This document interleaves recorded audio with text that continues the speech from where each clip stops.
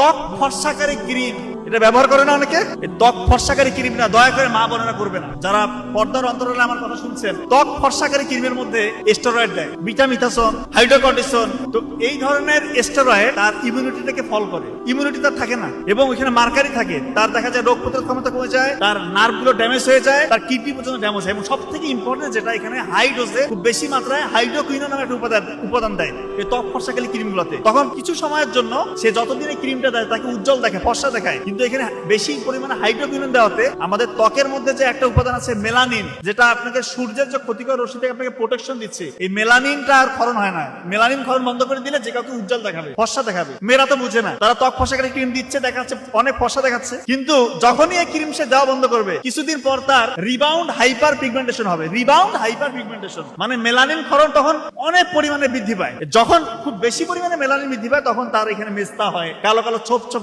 দাগ পড়ে, যেটা নির্মূল করা খুবই দুরূহ ব্যাপার। এজন্য বলতেছি, যে কোনো ছেলে হোক মেয়ে হোক, আপনারা যদি মুখে কোনো কিছু দিতেই চান, আলু পেস্ট করে সেটা দিবেন। আলু, কাঁচা আলু একদম কুচি কুচি করে কেটে এটা ব্লেড করে ওইটা দিয়ে রাখবেন। যদি সম্ভব হয় সপ্তাহে 2-3 দিন নেবেন, দেখবেন যে ইনশাল্লাহ স্কিনটা আপনার ভালো থাকবে।